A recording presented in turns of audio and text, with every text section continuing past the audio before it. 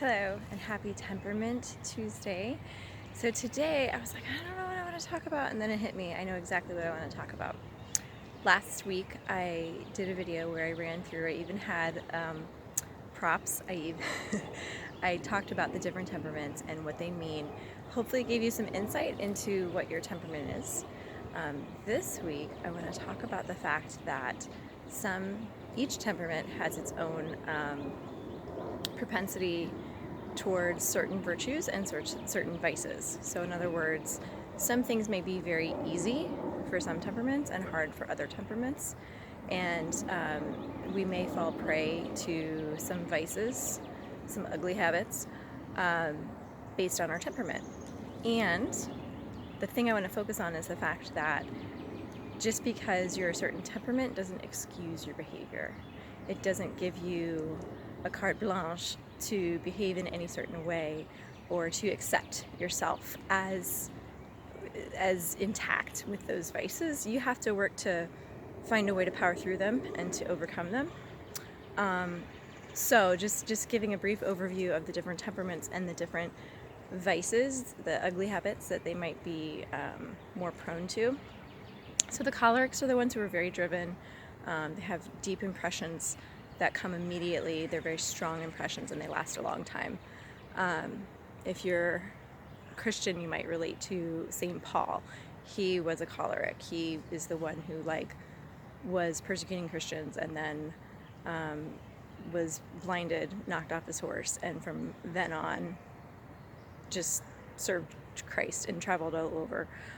So St. Paul, he's a good example of what a choleric is like. So the potential vices for cholerics are pride, arrogance, dismissiveness towards others. Pride is really the biggest one. Sanguines are similar to cholerics. They have kind of a strong and quick impression, but it doesn't last a long time. Sanguines might be tempted towards vanity. Pride as well, but more in the sense of like vanity. They might be ultra concerned with worldly things and what others think of them. The melancholics, which I'm a melancholic, we're the opposite of sanguine. So our impressions come more slowly and they're weaker, but they last a long time. So we are prone to hold grudges. We're prone to being moody. Just ask my husband.